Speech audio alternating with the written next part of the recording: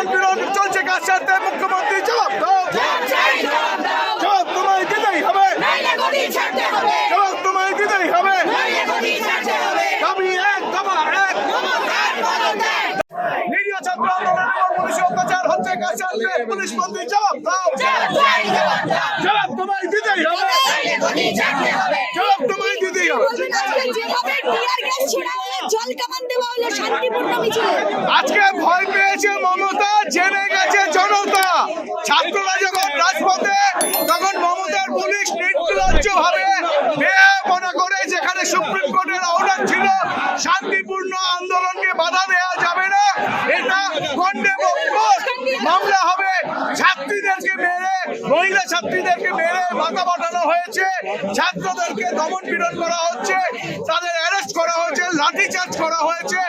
মমতা বন্দ্যোপাধ্যায়ের সিস্টেমটা পচে গলে গেছে, বাংলার মানুষ আজকে জানতে পেরেছে। অবিলম্বে মমতা বন্দ্যোপাধ্যায়ের পদত্যাগ চাইছে বাংলার মানুষ। ছাত্ররা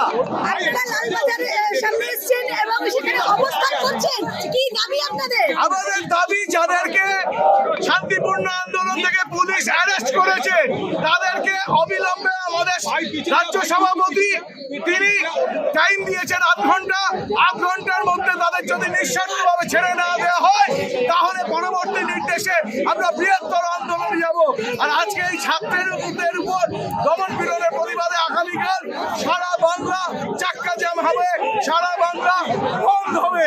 আজকে বাংলার মেয়েরা বোনেরা কাঁদছে আর মুখ্যমন্ত্রী হাসছে।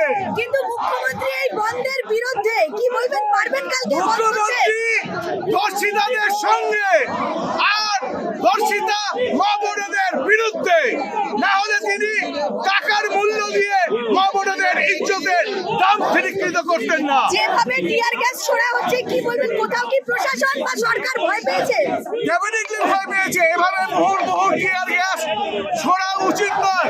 যেভাবে জল কামানগুলো ব্যবহার করা হয়েছে, যখন আমরা দেখি কলকাতায় আশেপাশে বস্তি জলে, কোনো কারখানা জলে, এত দমকলের ইঞ্জিন দেখা যায় না। আজকে যেভাবে দেখা গেছে, তখন জলের গাড়ির সমস্যায় পড়তে হয়। আজকে শান্তিপূর্ণ আন্দোলনে মমতা বন্দ্যোপাধ্যায় তার যে স্বৈরাচারী মনোভাব দেখিয়েছে, বাংলার মানুষ এটা সহ্য করতে উনি ধুলিয়ে মিশিয়ে দিয়েছে। অবাঙালি পুলিশ অফিসারদেরকে বাঙালি ছাত্রছাত্রীদের উপর অত্যাচার করছে। অবাঙালি পুলিশ অফিসারদের কর্তৃত্ব মানবে না বাংলা। এই বাংলা রবীন্দ্রনাথের বাংলা, এই বাংলা বঙ্কিমচন্দ্রের বাংলা।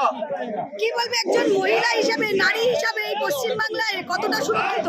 পশ্চিমবঙ্গে সুরক্ষিত হতো একজন মুখ্যমন্ত্রী আমাদের এখানে, যিনি মহিলা, সেই জায়গায় দাঁড়িয়ে আমাদের পশ্চিমবঙ্গ কিভাবে অসুরক্ষিত?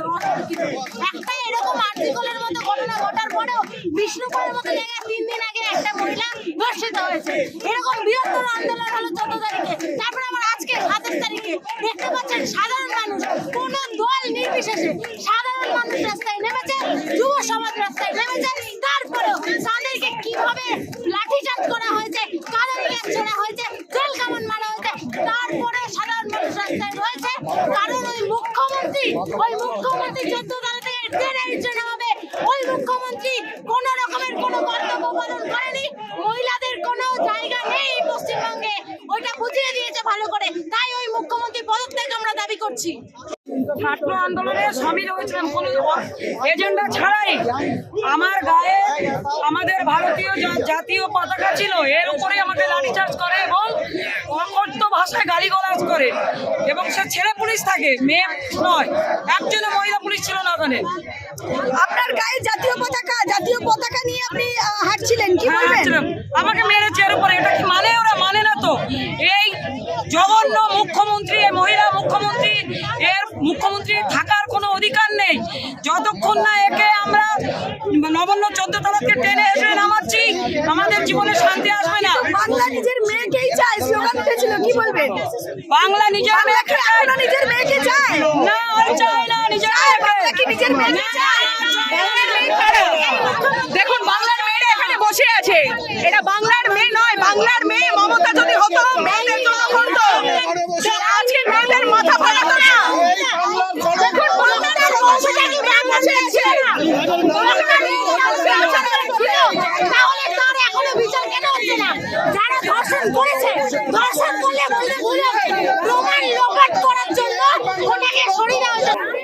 প্রচুর প্রকল্প লক্ষ্মীর ভান্ডার তো দিচ্ছেন মহিলাদের। লক্ষ্মীর ভান্ডার দিচ্ছে এই বাংলাতে, কিন্তু এই বাংলার মায়েরা লক্ষ্মীরা সুরক্ষিত নয়।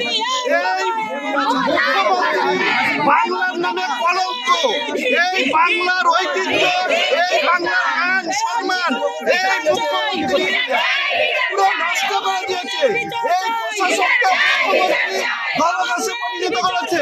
এই প্রশাসনের মূর্তি খুলে এই প্রশাসনকে মুখ্যমন্ত্রী হচ্ছে তৃণমূলের পতাকা